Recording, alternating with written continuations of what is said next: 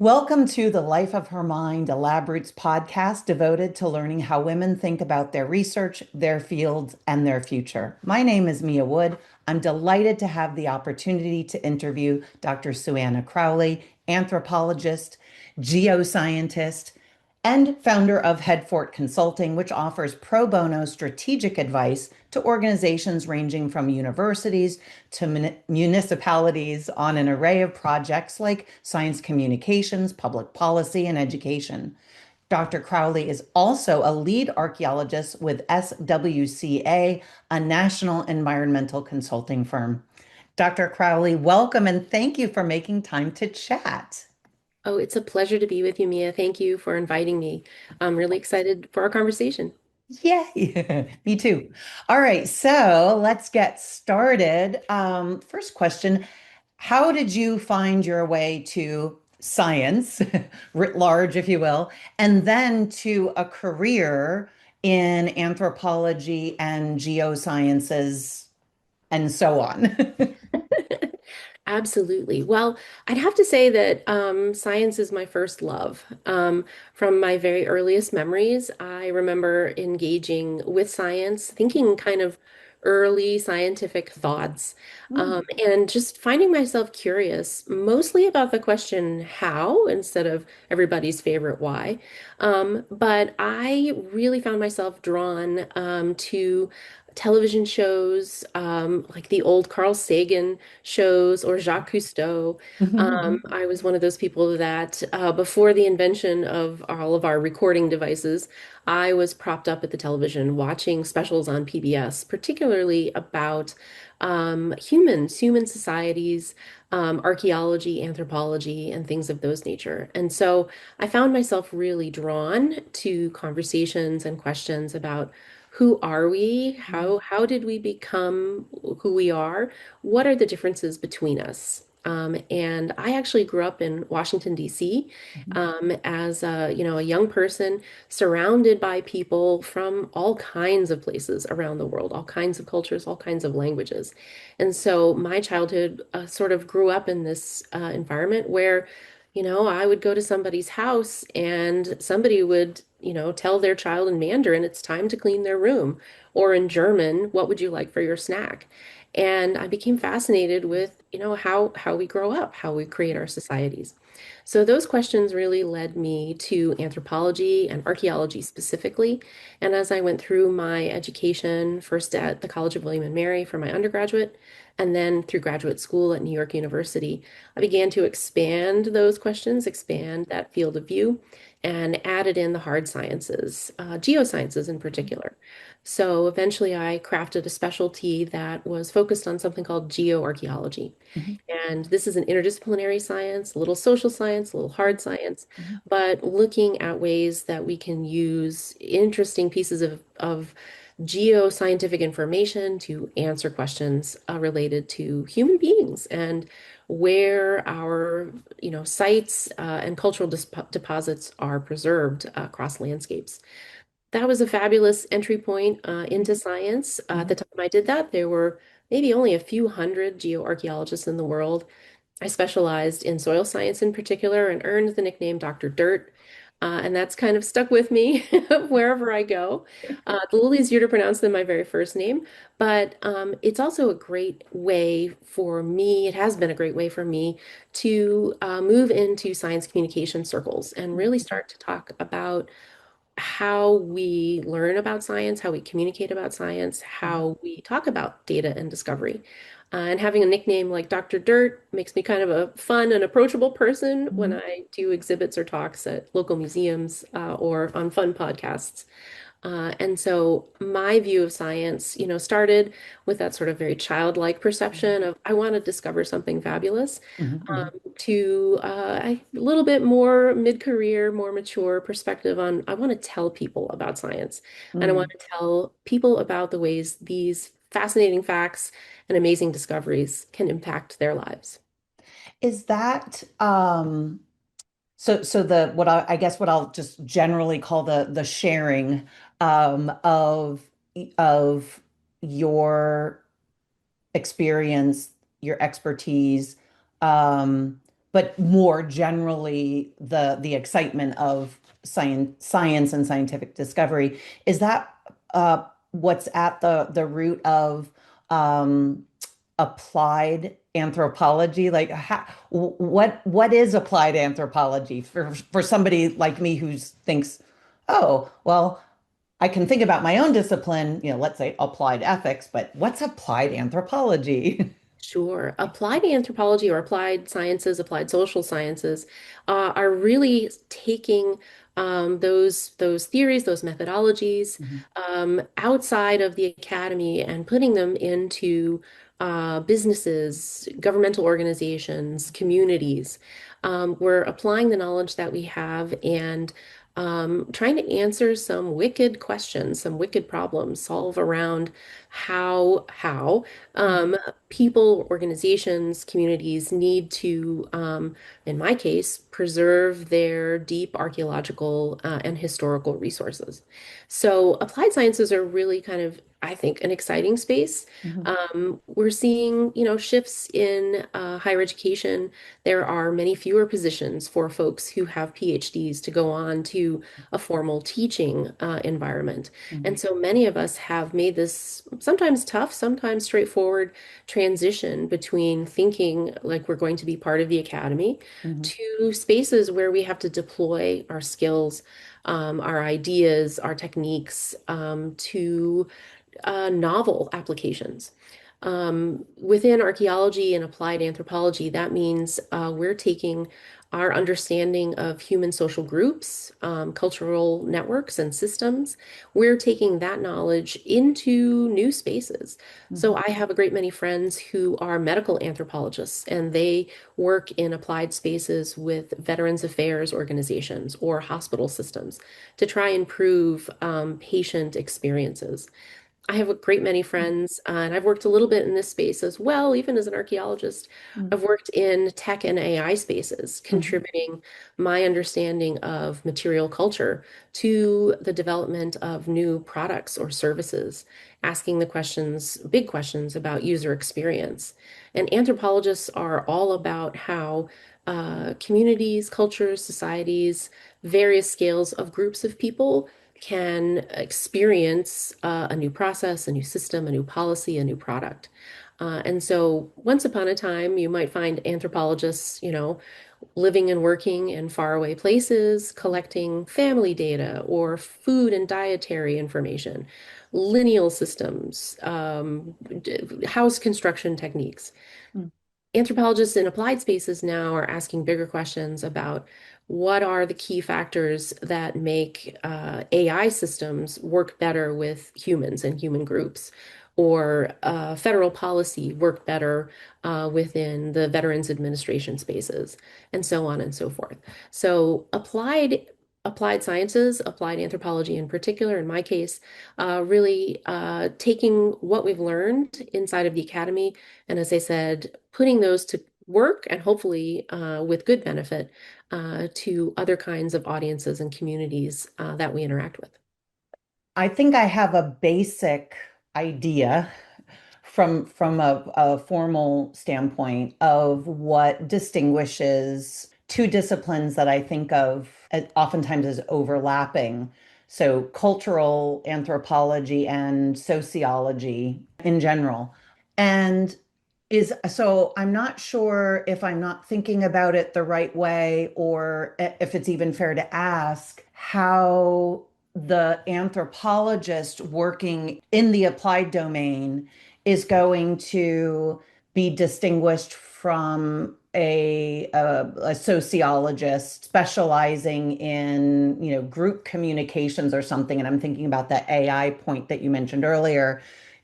How is the anthropologist going to train the AI differently than, let's say, the sociologist? And I know I'm asking you without your being a sociologist.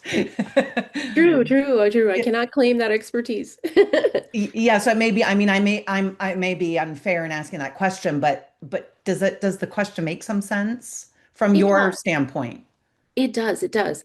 I've worked with a few sociologists, and there are places, universities in particular, where anthropology and sociology can be grouped as a department so that people who are trained as undergraduates in particular may get better exposure to the techniques and methodologies of sociologists. Um, Sociologists as sort of a sister social science Mhm, has a slightly different lens than anthropologists do. They are definitely working with groups, and their groups can be very large scale, mhm, and they can, in many instances, use pretty significant types of quantitative data to look at demographics or larger scale trends. They're not demographers, but mhm, mhm, they are still looking at social networks. mhm, But to my knowledge and to my experience, they have a slightly more macro view on mhm, human groups. mhm, Anthropologists are maybe a little bit more fine-grained or maybe mesoscaled. We're looking not quite down to the individual, which maybe would be more psychology, mhm, but we're looking in that sort of mesoscale. It could be a family group or mhm, mhm, multiple family groups that form communities. mhm, And we're looking at the fine-grained data over time mhm, and talking about how social networks take up information, propagate information, maybe change the ways in which they share or value different kinds of information. mhm, And that's typically social information. mhm, mhm, So sociologists and anthropologists are good, sort of they play well together in different sort of aspects. But an anthropologist is going to tackle the question of an AI system, mhm, or particularly, I'd worked on things that are related to sort of voice activated kinds of devices and protocols.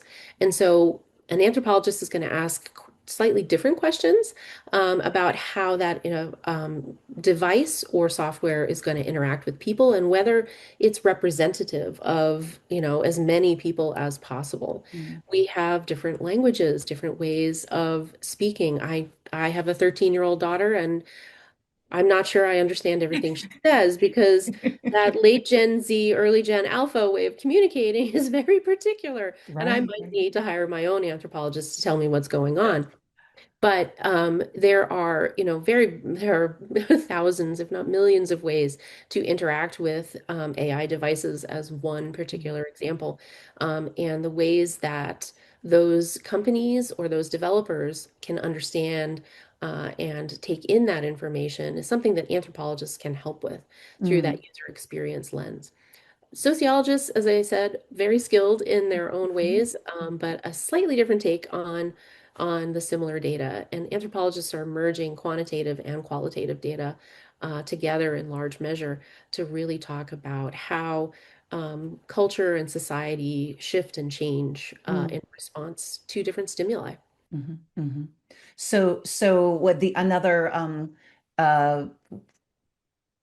uh connection that jumped to my mind is the thinkers who are interested in social knowledge production at the level of, it could be the level of uh, the family or the neighborhood, the larger community. It could be, and online. It could be a larger, it could be institutional, let's say, in terms of the medical community generating what counts as knowledge of X, Y, and Z.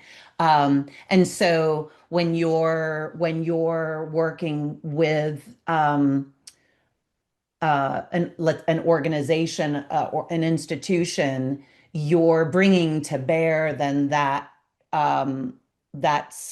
the ways in which the anthropologist can tell you how that knowledge is produced within, for example, within that group, and then how that can be addressed in, let's say, policy terms, or as you were mentioning earlier, like technologies. Absolutely. And maybe one way to sort of talk about this is to give the example through kind of a little bit of storytelling. Hmm. So, several years ago, I was engaged by a client to help with a discovery that was about to be released. Hmm. And there was some sense that this piece of knowledge, this discovery was from the very early on, very the get-go was going to be revolutionary and revelationary. And so I was brought in as a secret anthropologist to work with this client and the research team. That was a global research team preparing to debut this discovery. Mm-hmm. My job was, as that secret anthropologist, I think my official title was consultant and science writer. Mm-hmm. My official duties were really to start to scope the ways in which this very complex result, this very complex discovery, would be presented to different media outlets and different Mm-hmm. audiences, with the hope that that debut, the media campaign that we would construct around it would have really an outsized and exciting effect Mm-hmm. on human understanding of science. So I had to discover something about how science is taken up by social groups, by Mm-hmm. networks of people, Mm-hmm. and not just here in the United States, but globally. Mm-hmm. And so my job as an anthropologist was to think first of all, as an archaeologist, this Mm-hmm. result was sort of a piece of material culture. This discovery was a picture, an image, and it was going to change the way we understood physics and astrophysics in particular. So, thinking about it as a thing and thinking about moving that thing through a social network, how is I going to help a very much more professional science communication team associated with 60 different institutions? How is I going to help them understand how to get this complex piece of information out in front of as many people as possible? The people who are into science, the people who couldn't care Mm-hmm. less about science, the people who are not English speakers, the people who, maybe don't have as saturated a media environment as we do here in the United States. How is I going to make this land successfully? And Mm-hmm. so I had to start ferreting out information about where science lives, where science goes, Mm-hmm. who's interested, who's not interested, and Mm-hmm. how can I create a message and a way of delivering that message that impacts the greatest number of people in the world. So I was associated with a group called the Event Horizon Telescope Team, and Mm-hmm. this was a group of about 300 scientists, globally based, who were working on the problem of creating the very first image of a black hole. This Mm-hmm. occurred in 2019. Yeah. And so I was, I took physics in high school, but I moved on to a PhD in anthropology. I was as far away from Mm-hmm. astrophysics as you could get, but I knew how people talked about science, and I could figure out how to move information through media networks, social networks, communities, and so on and so forth. So my contribution to the science communication team was to really think about and design a social media plan that would help debut the image and propagate that image and information about that science and that discovery through a global audience. Mm-hmm. And on the day that we debuted this discovery in 2019, I was able to support the team with a social media campaign with hashtags that connected the discovery to larger conversations with a goal of, as I said, reaching as many people as possible. So when we got to doing the after action, the after metrics, and looking at whether we were successful or not, Mm-hmm. we knew that we kind of were because the picture was on just about every newspaper and news Mm-hmm. program known around the globe. We were able to figure out the metrics were pretty significant. About 4.5 billion people were Wow. able to see that image after the debut. We had really constructed a very thoughtful and purposeful campaign. And when we did the social media metrics, the media tag that I had designed to help us Mm-hmm. understand where we were able to get this information, it had received about 3.5 billion social media impressions over Wow. the course of about 48 hours. So Wow.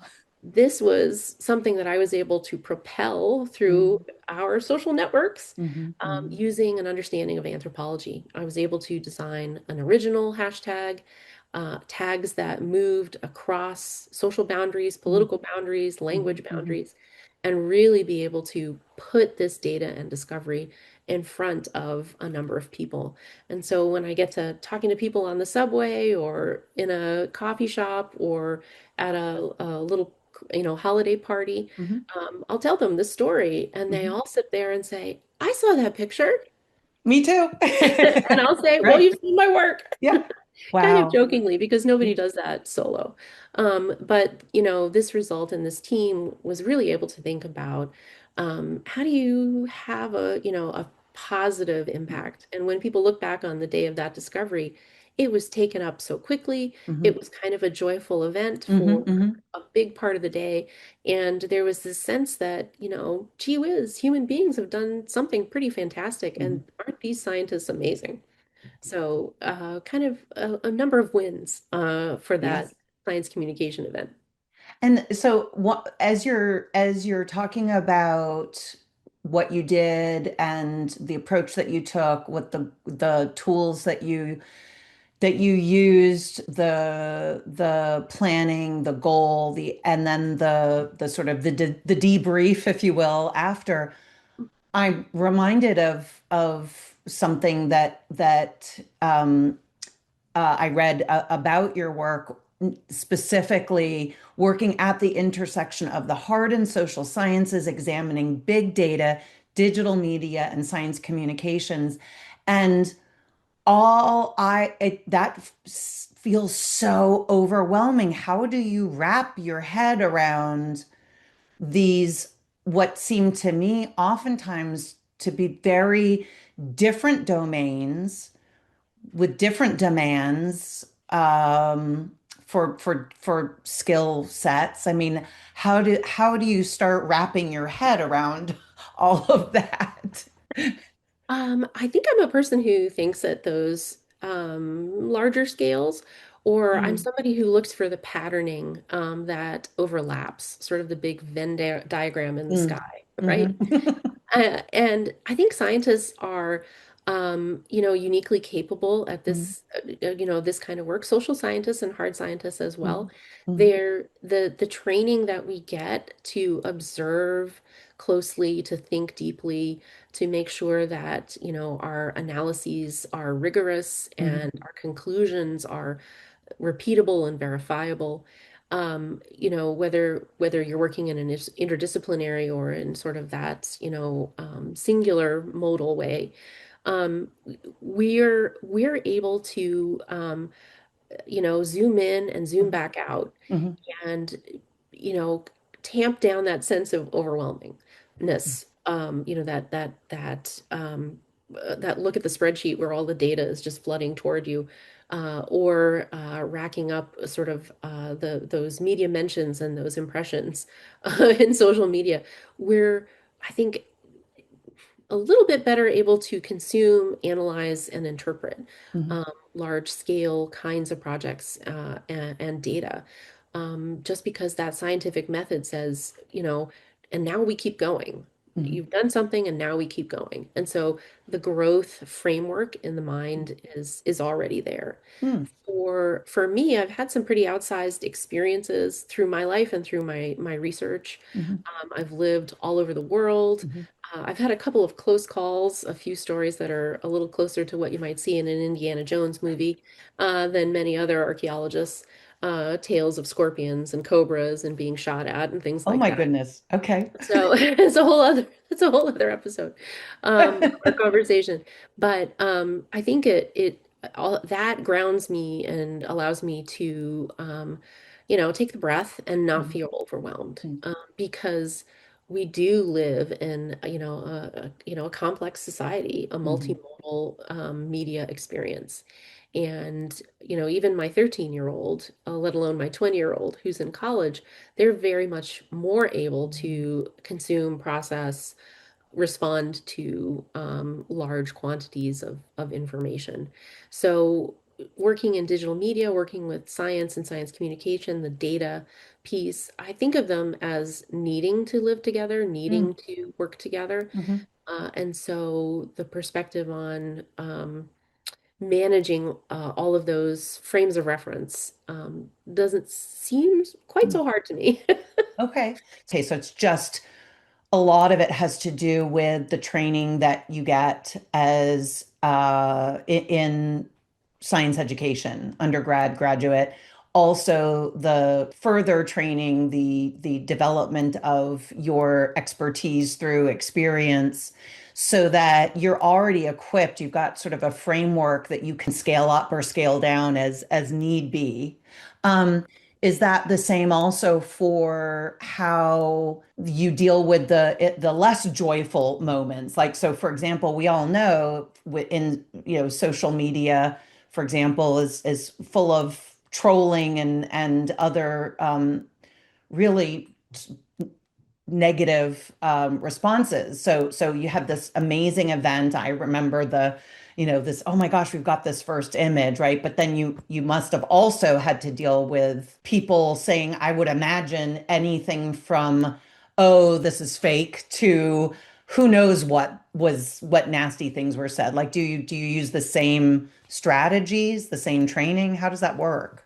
Yeah, well, indeed. And when this when when the first image of the black hole, the first result Hmm. was released, we worked with the scientists to prepare them because in many ways they're the star of the show, Hmm. right? Their discovery and their innovation and their creativity was able to, create an image of the unseeable, and Hmm. something Yeah. that we were all going to be able to learn from. Hmm. But absolutely, when, a scientist, either at that global scale or even at a more modest scale, let's say interviewed by a major market newspaper about their discovery, or, a digital or broadcast media interview, heck, a social media post, you can, receive that trolling. It is incredibly hard to deal with. And in 2019, we had many fewer tools to deal with that kind of harassment. Hmm. I did do a lot of media management on behalf of the scientists in the team, particularly the leadership team, who were the primary authors on the final publications. Hmm. And I in particular was managing a lot of that trolling as it was flooding through my email, my social media. Some people found my unlisted telephone number at home, and started talking to my kids about trying to get to the scientists. Wow. So, you don't intend for the floodgates to open, but sometimes they do open. Now we have many more tools to, handle that. I'm not sure it's less dangerous, but I think as scientists, we're able to think a little bit more critically, a little bit more strategically about releasing that data. Hmm. We're able to, think about good measures to lock down our social media or to Hmm. have help monitoring it. Hmm. Um, my oldest daughter is somebody who is moving into a field where she, as a digital native in social media spaces, may be able to become much more fluent in her field of economics. And Hmm. so I'm helping her sort of manage those interactions, little interviews with Hmm. newspaper reporters, and opportunities to publish op-eds. And those are for her learning moments, test cases. Hmm. When we're sort of in mid-career, we can't always stop and, think about special training for that. Right. Right. But there absolutely are some fabulous resources through some of the major professional science organizations. Some of the major universities have good guidelines on how to handle that. But what's important to me as somebody who helps folks, publicize a book or Hmm. debut their data Hmm. is really to think about before you get into those spaces, think about what your authentic voice and message are Hmm. about your data and your discovery, what you want the public to know.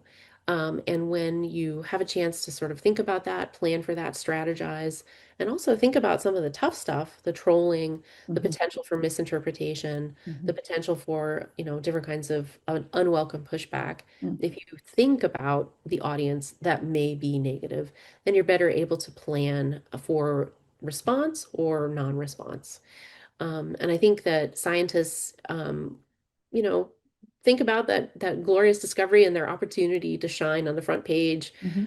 or be the lead story on a broadcast. We don't always think about what happens if. Right. And a crisis communication Mm, piece, being ready mhm, mhm, to handle the pushback is definitely something that I think more of us are becoming flexible and trained in. mhm. And certainly there are more resources to be able to call on if that becomes necessary. As you're speaking, I'm thinking, yeah, even those of us who did not grow up in the world in which we're now living in terms of the digital technology, right? And so we're really overwhelmed by the pace of developments. We're really overwhelmed by the just the volume of voices, but we, even someone like me is better at understanding that, okay, you have to be prepared for the negative. It's not just going to be ponies and rainbows and everybody being excited about it, right? Is this more comprehensive approach and understanding from people who put their work out for public view? Is there a connection between that and what you would take to be the general current public perception of science, right? I mean, science writ large has been taking a beating from some quarters. Um, is it fair to ask what the perception is of science given all of this? I think, the fact that I was involved in this, global science debut in Mm, 2019, and about 8 months later, we were in the middle of the global pandemic, and a new wave of mistrust of mm, science and mhm, scientists was occurring is sort of a stark contrast, a matter of months between the celebration to, the trolling. mhm, I think there is a good deal of mistrust of scientists. I think that comes, in my view, from the complexity. Sometimes that complexity is overwhelming to lots of different audiences. And mhm, we as scientists aren't always trained in ways to make that memorable, useful, consumable. I mhm, think of it as snackable, right? mhm, I mhm, have conversations with people and I work on the ways in which I explain what it is that I do. And I've come up with that concept of snackable. They don't want the whole story. They want something they can remember, feel like they've learned, they kind mhm, of can go on and use in their own lives. mhm, They don't need my dissertation to back up the experience. mhm, Um, and so, we haven't made great efforts in that. So few of us are out there. They're great spokespeople for science. And they're just, wonderful examples to point to. But the vast majority of us who go into graduate programs or, onto those terminal degrees, PhDs, a lot of us get trained as, solo artists. mhm, We're individual contributors, mhm, and we're not always comfortable or well trained or knowledgeable in how to have those conversations. Um, and some of us don't want to take that risk mhm, either. I've worked mhm, with a number of people who I had one client who was approached by a major market national radio program and wanted to interview her as an anthropologist about her perspective on a completely different discovery. mhm, Um, this discovery was really related to GLP-1s and mhm, these, mhm, new weight loss medicines mhm, several years ago. And her research was really anthropological and very much around perceptions of body weight, body size, mhm, and they wanted her perspective on what does this mean for how do we understand people who may have medical issues or are overweight, et cetera, et cetera. And she was up for tenure. She mhm, was in the process of really establishing herself within her state university out west.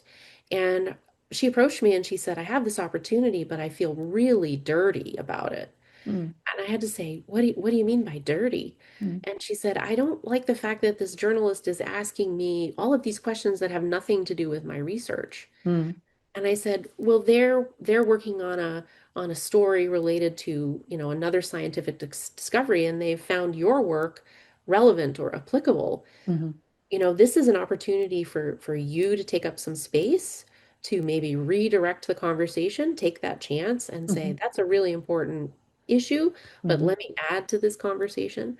And I said, and frankly, you are up for tenure and your university might like your affiliation and your work with this major radio station and radio program to occur. Mhm. So before you work with me, let's talk to the press office at your university and Mhm. see what magic we can create here that makes Mhm. you feel comfortable. Mhm. So some of us, there's an aversion to talking Mhm. to journalists or to talking about our science. It can happen. But the more we gain confidence and comfort in that, and the more as we train young people, I do a great deal of mentoring, is the more that we train Mhm. students and early career professionals to gain that confidence, to learn the techniques to manage an interview. Um, a while ago, I wrote something I lovingly called the White Sock Memo. And this was even guidance for scientists on how to dress and look and Mhm. hold themselves in front of a public environment, a public audience, and be a little bit camera ready for that Mhm. Mhm. encounter. Mhm. So, I think there are ways to make tamp down that mistrust. Maybe this moment is one of where we have to come back together as educators of future scientists, as scientists ourselves, and give some thought to how do we correct? How do we address? How do we fix for another generation or another future moment, hopefully soon, to be able to, address the public in new and better ways, actionable ways that improve lives and return that sense of trust Mhm. and maybe a little bit of awe and wonder to boot. I notice a parallel to an experience that I had in grad school where um, we were, or the way that I took part of the training was, look, you're most likely going to be a not at a research one institution or an elite small liberal arts college, where you're going to be, a workhorse in the classroom and you're going to be working with, introductory students. And so you've got to be able to sort of bridge a gap between, like you were saying earlier, dissertation level work and somebody just walking into this room for the first time. And that it's stuck with me. And I've worked I've been a classroom workhorse for years. And what stuck with me about that was what I hope is a facility with bringing people in as opposed to making them feel alienated because they just don't understand what you're talking about.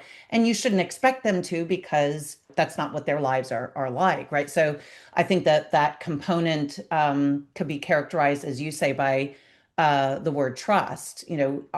How is it, like you mentioned at the beginning of our discussion, loving the Jacques Cousteau and the Carl Sagan documentary, right? I mean, these were people who made what they do, which is really sophisticated, really difficult work. They made it exciting and, as you say, wonderful, and enticing. And there's no shame in that. Or what was the word that potential client had used, or the Oh, interviewee? dirty. She felt Dirty. dirty. Yeah. There's Yeah. nothing dirty about it. It's, hey, here's something for all of us. So I'm wondering if, based on what you've just said, I could ask you what amounts to maybe an analog to peer review. Given your commitment to science communication and education, what do you think doesn't pass muster scientifically, but still gets disseminated in ways that lead to misinterpretation by the public or even by fellow scientists? News items, for example. Does that make sense? It does. It does. And as a consumer of science news, Hmm. I'm constantly on the lookout for examples of where you feel like the train is going off the rails, Mm. or you sense that there was maybe not the partnership that you would have hoped for between the science team and the journalists or Hmm. the editors. I think that occurs, actually, I think of it occurring kind of a great deal with archaeology. So my field of archaeology, my specialty of archaeology, really ends up falling into that infotainment segment Mm, in the nightly news. mm. We have these, we both benefit from and suffer from these comparisons with Indiana Jones. I mentioned it earlier Right. because that's a quick reference, right? And that Mhm, lives in the imagination. And sometimes we kind of lean on those metaphors a little too hard. Anthropology and archaeology does have that, and we um, don't maybe get the credit for being as sciency as we know we are. mm, mhm, Um, I think when you take that very formal peer-reviewed material and you put it out into the public sphere, you're trying to move from that very complex to a little bit more plain and straightforward language. And mhm, that translation doesn't always work. mhm, Um, I was there along with another, a group of science communicators to make that translation happen between, the first picture of a black hole into the headline on the New York Times. mhm, And we were able to intentionally think about what do we want the caption of this image to be that, is put into newspapers and on websites all over the world, or heck, it'll be in textbooks for who knows how long. How do we make that fuzzy glazed donut in the sky mean something to mm, mhm, people, mhm, right? And peer-reviewed journals are, kind of they're kind of a language all their own, and mhm, they're necessary. It's how many of us, create achievements for ourselves. mhm, As an applied scientist, sometimes they're a little bit more unreachable. That's a whole other mhm, conversation too. mhm, mhm, But some of us are, moving into those spaces intentionally as well. But we don't want to think of the peer-reviewed journals as only the rarefied air. People like myself are ones who are coming in to think really carefully about what is that information and how can we more reliably or authentically put it into the public sphere so that it does the job of communicating the facts and also is consumable, memorable, impactful. mm, Um, I know there are, a lot of conversations, particularly around scientific publications and, being aware of misinformation or mm, wrong information, incorrectly or falsely published information. My experience by and large has been that it's, really trustworthy. It really is creating new knowledge, which mhm, is, our task as scientists. And so I think that it needs to continue. It should continue. We probably need some avenues and lanes for it to mhm, maybe meet up with the public sphere and public audiences in a little bit better way. Um, there are existing ways for that to happen, mhm, but I think many more science journalists and science communicators can help push that along a little bit farther because we don't live in a time, a moment where our lives are getting less complex. mhm, They're getting more complex. And we're going to need the tools and the discoveries mhm, that help us, maintain our economy, maintain our social structures, mhm, maintain our access to clean water, clean air, clean food. And scientists provide part of those pathways. They provide some of that innovation. And I think peer-reviewed journals and the scientists who, sort of couch themselves inside of those environments, maybe a little too much, should step outside, mhm, stretch, and begin to interact with new audiences in order to make things, I don't know, just a little bit more comfortable, a little bit more easily trusted, a little mhm. bit more comfortable. Well, I hope that in addition to the other work that you do, that anybody seeing or listening to this podcast will say, "Oh, this will be a really interesting direction for me to go." Or maybe journals will have some sort of. I mean, maybe it's not the role of the journal, but still some sort of inter or universities an intermediate step with their press departments to work with folks like you who can help to bridge that gap. Because yes, while life is getting more complicated, it's also the case that certain barriers between, the people doing the elite work at these various and sundry institutions and the rest of us, those barriers are breaking down by way of social media and just more people, being able to have a platform. And so it's arguably more important now than ever to do exactly what you've just advised. Well, I think that, having that challenge mindset, Mm. I when I talk with students, when I do a lot of mentoring, as I mentioned, Hmm. I Hmm. really kind of describe my little bit of thrill-seeking mindset. Hmm. And I'm not somebody who's jumping out of airplanes. That's not the thrill that Oh, I'm. good. No, it's not happening. I can't do it. I can't do it. I'm also not going to be a marine archaeologist. I will shepherd and train and supervise people who are underwater archaeologists, but You're I'm not not. going in the I'm water. not going in the water. Okay.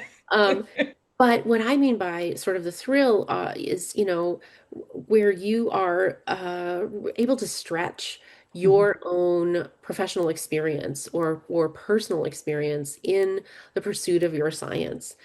I, I was standing up as a solopreneur.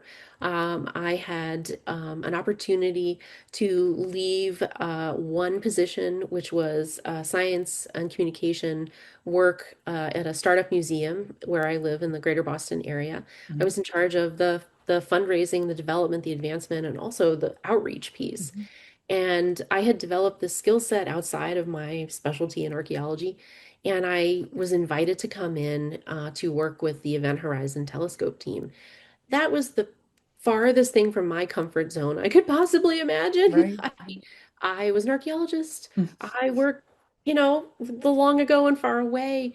This group of people were working with the vast complexity, vast amounts of data, and the really far away, Mhm. but the now. And so it was outside of the comfort zone, and I was willing to do that little bit of thrill-seeking urge that I Mhm. have to see what I can do to impact and influence and learn from this experience more than anything.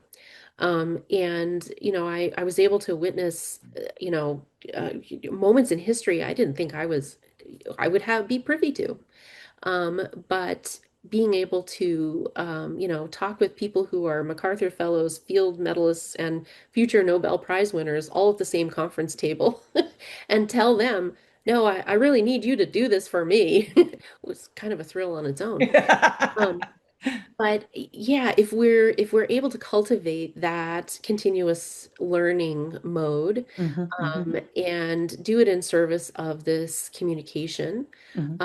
piece, there are lots of ways to communicate. I don't want to, make anybody, run to Coursera and become a social media expert. That's not what I mean. Right, right. The communication happens in many ways Mhm.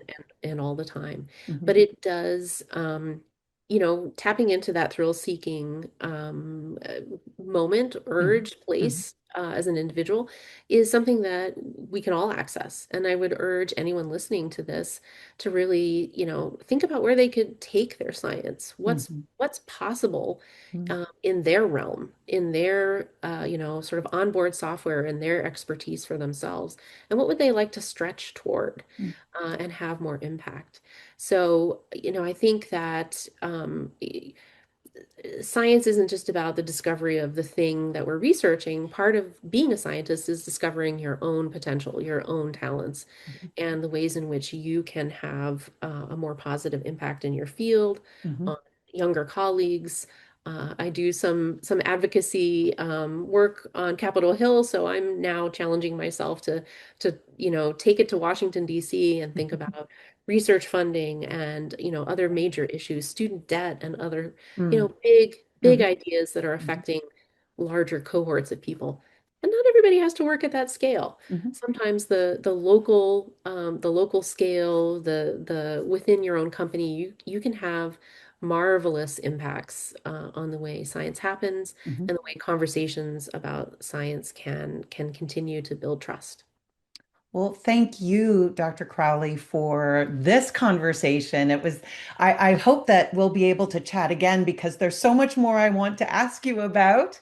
Um, Thank you. Thank you. Thank you for having me. What a wonderful opportunity. I hope that your listeners enjoy the conversation and feel the ability to go out and thrill seek in their own fields. Oh, yes. Go science. That's what I feel now. Dr. Crowley, thank you once again. I so appreciate you. Meanwhile, please join me next time on The Life of Her Mind. Visit labroots.com for trending news, webinars, virtual events, and more.